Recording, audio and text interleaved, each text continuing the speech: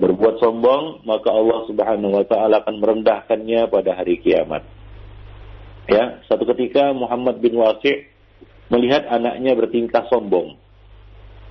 Maka beliau pun memanggil anaknya itu dan bertanya kepadanya, "Apakah kamu mengetahui siapakah dirimu? Ibumu dahulu aku beli dengan 200 dirham. Adapun ayahmu, semoga Allah tidak memperbanyak orang sepertinya dalam golongan kaum muslimin." Ya, jadi dia menegur anaknya yang bersikap sombong tadi. Ya, bahwa tidak ada yang patut disombongkannya. Ya, ayahnya, ibunya, ya, nah demikian ikhwan fillah rahimani wa rahimakumullah jami'an.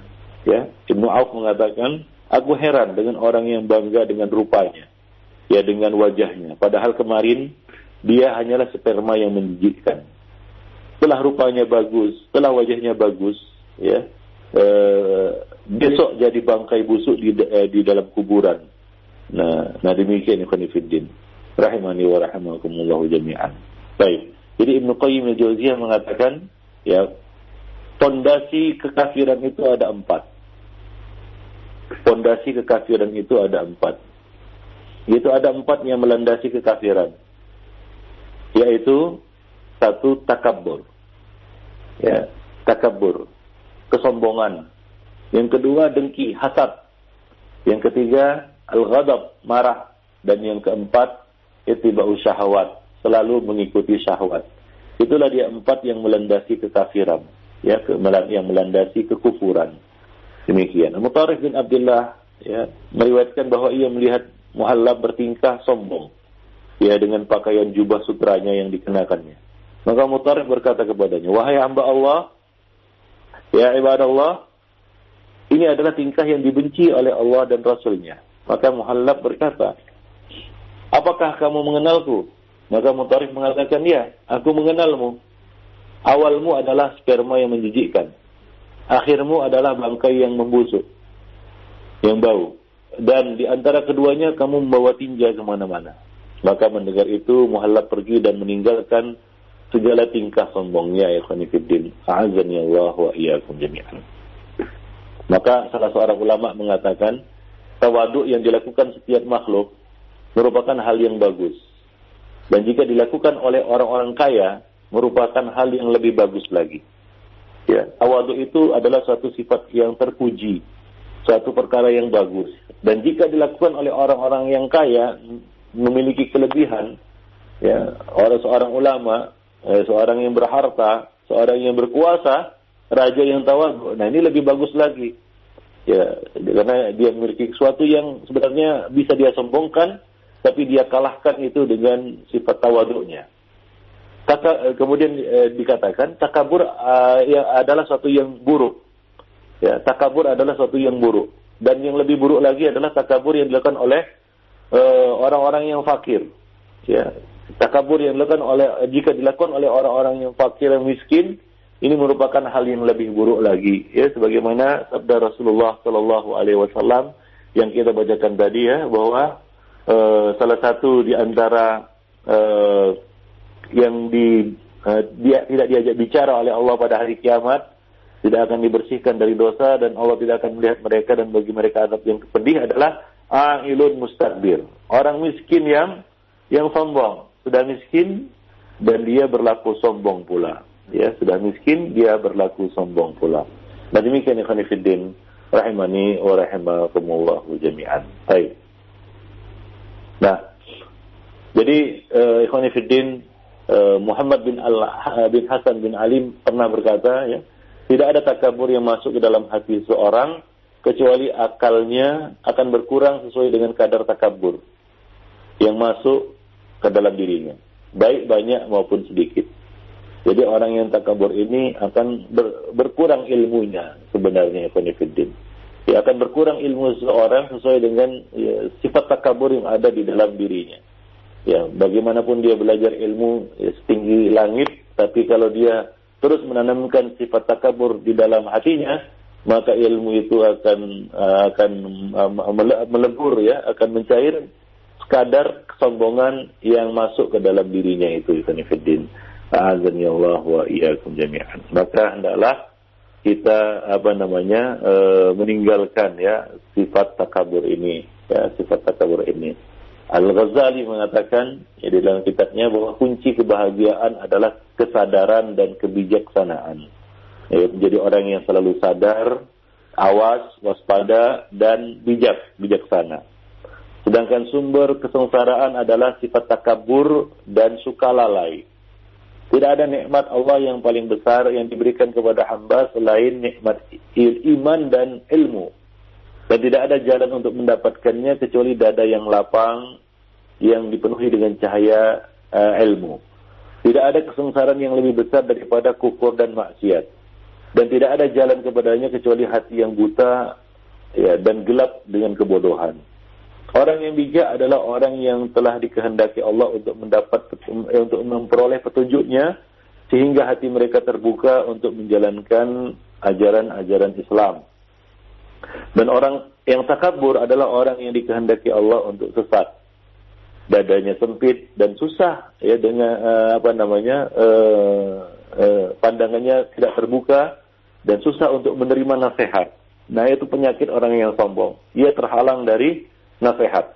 Ya, terhalang dari nasihat karena orang yang memiliki dan memupuk yang memelihara sifat sombong di dalam dirinya, maka satu kerugian yang besar ya ada di hadapannya adalah dia susah untuk menerima nasihat, masukan ya dari orang lain. Ya, sementara nasihat dan masukan itu biasa saja ini untuk menyempurnakan dirinya, untuk menjauhkannya dari kerusakan, kebinasaan dan kehancuran. Akan tetapi dengan sifat sombongnya itu dia menolak semua itu. Jadi takabur ini akan membawa bencana besar. Ya, dengan takabur ya seorang itu akan binasa. Ya, nah demikian ikhwan fillah. Jarang sekali ahli ibadah, orang yang zuhud dan ulama terbebas dari takabur ini. Apalagi orang-orang awam ikhwan fillah. Azani Allah wa iyyakum jami'an. Jadi takabur menjadi penghalang manusia untuk memasuki surga Allah Subhanahu wa taala, sebagaimana hadis yang kita bacakan tadi, la yadkhulul jannah man kana fi qalbihi mithqala dzarratin min kibr.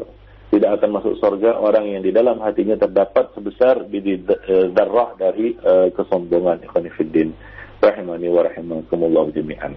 Ya. Dan salah satu potret kehancuran orang-orang yang takabur adalah Fir'aun, ya, Namrud, demikian juga Qarun, ya, yang dia menyombongkan harta yang dimilikinya, ya, hingga dia mengatakan dia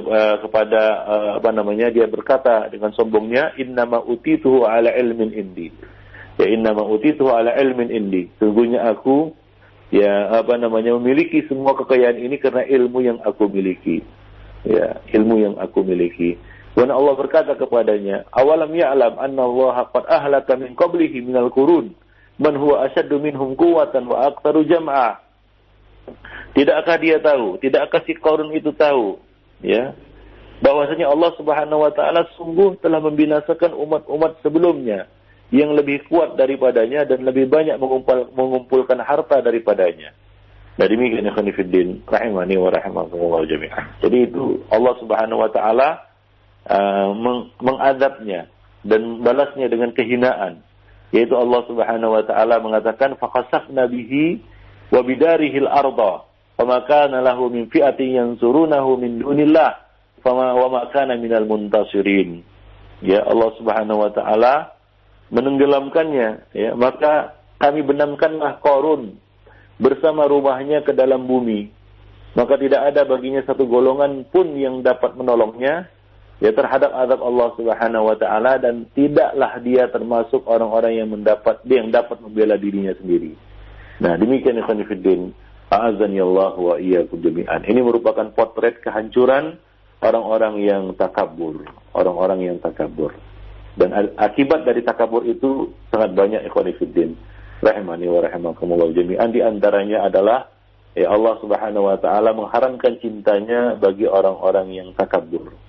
Ya, Allah mengatakan innallaha la yuhibbu kulla mukhtalin fakhur. Ya, innallaha la yuhibbul mutakabbirin. Allah tidak menyukai orang-orang yang sombong. Orang-orang yang sombong lagi membanggakan diri, seperti yang kita bacakan dari ayat-ayat yang kita bacakan tadi, ya. Nah, demikian. Jadi Allah mengharamkan cintanya, Allah tidak menyukai bagi orang-orang yang yang takabur. Kemudian yang kedua, akibat dari kesombongan itu adalah Allah Subhanahu wa taala akan memalingkannya dari tanda-tanda kebesarannya. Dia akan memalingkannya dari tanda-tanda kebesarannya. Kemudian yang ketiga, Allah Subhanahu wa taala akan menutup hati orang-orang yang sombong. Akan menutup hati orang-orang yang sombong. Nah, demikian. Kemudian yang keempat, takabur ini merupakan sifat dari penduduk neraka. Ya, sebagaimana yang kita sebutkan tadi, Nabi bersabda, ya, tentang penduduk neraka adalah kullu utullil jawazin mustakbir, yaitu setiap orang yang keras hati, berjalan dengan sombong dan bertindak sewenang-wenang. Ya, nah demikian. Kemudian yang kelima, orang yang takabur, ya, tidak beriman dengan akhirat dan tidak melakukan persiapan untuknya. Ya, orang yang takabur itu akan terhalang dari keimanan, dari hidayah, dan dia akan lalai untuk mempersiapkan diri menyambut hari akhirat karena dia merasa sudah cukup dengan apa yang ada pada dirinya. Ya, dia merasa cukup dengan apa yang ada di dalam dirinya, dan dia menolak untuk iman kepada akhirat dan menerima nasihat Ikhwanuddin. Nah, kemudian keadaan yang mengenaskan yang keenam, akibat dari kesombongan ini adalah keadaan yang mengenaskan ketika mengalami sakaratul maut, ya, ketika menghadapi sakaratul maut, seperti ya kejadian ataupun peristiwa yang telah menimpa orang-orang sombong sebelumnya, ya, seperti bagaimana Fir'aun ditenggelamkan, ya, di lautan, ya, sementara dia menyombongkan istananya berada di atas air. Kemudian Allah Subhanahu wa taala menenggelamkannya ke dalam air, ke dasar lautan.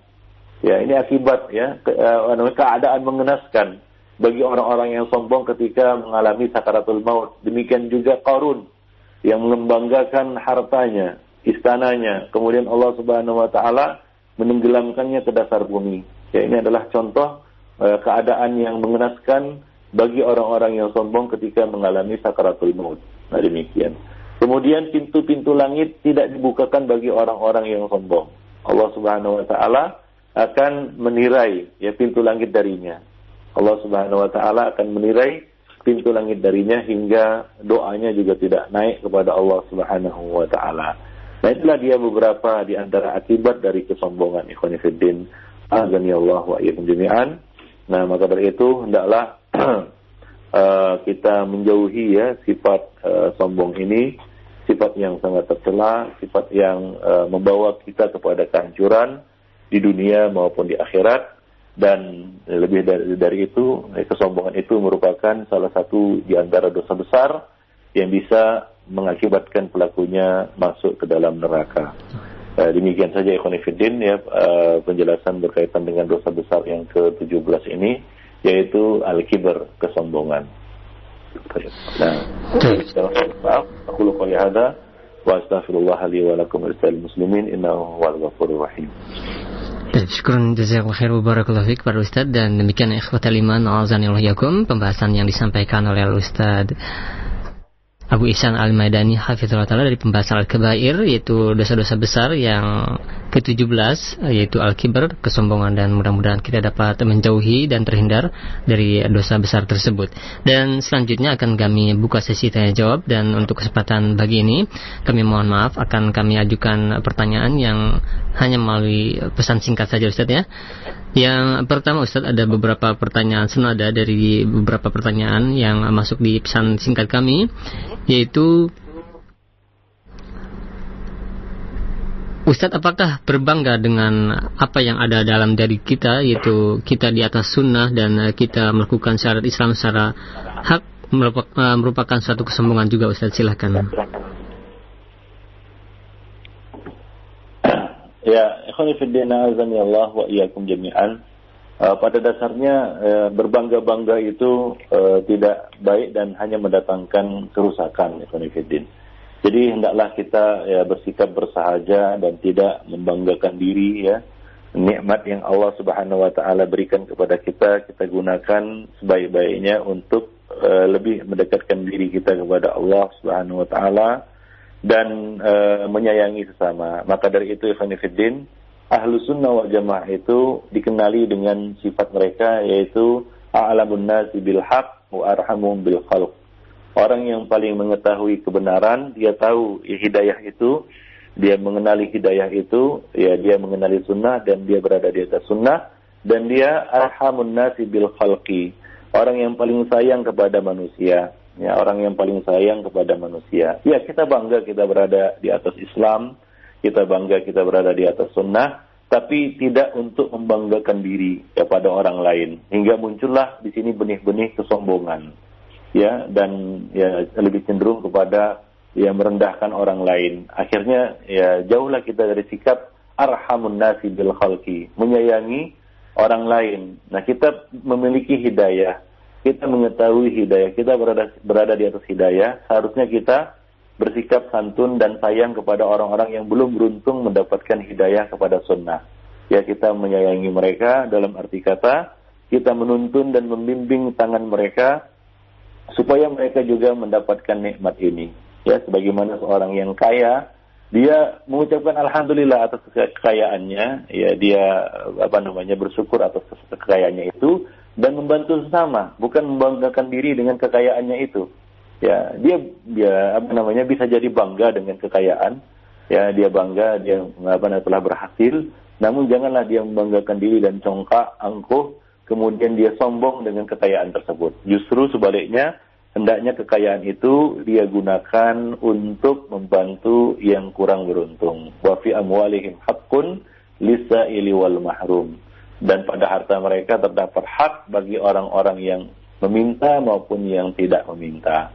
Nah, demikian. Demikian pula karunia-karunia, kelebihan-kelebihan lain yang Allah Subhanahu wa taala berikan kepada manusia. Bukankah dikatakan tadi bahwa tawadhu itu mulia, dan lebih mulia lagi apabila tawadhu itu dilakukan oleh orang-orang yang diberi keutamaan, kelebihan. Ya, nah demikian.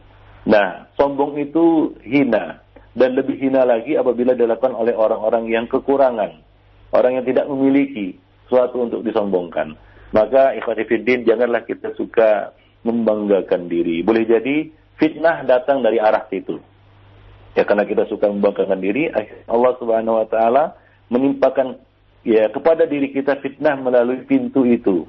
Nah, demikian ikhwani fiddin, dan belum tentu kita mampu untuk menghadapi fitnah tersebut. Maka ya lakukanlah sebagaimana dikatakan oleh Syekhul Islam Ibnu Taimiyah tadi, kita sebagai ahlu sunnah harus menjadi orang yang paling tahu terhadap al-haq. Ya, artinya kita adalah orang-orang yang terus membelajar, menuntut ilmu, ya mencari al-haq.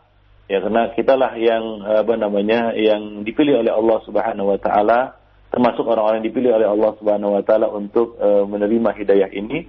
Kemudian jadilah kita orang yang arhamun nasi bil khalq.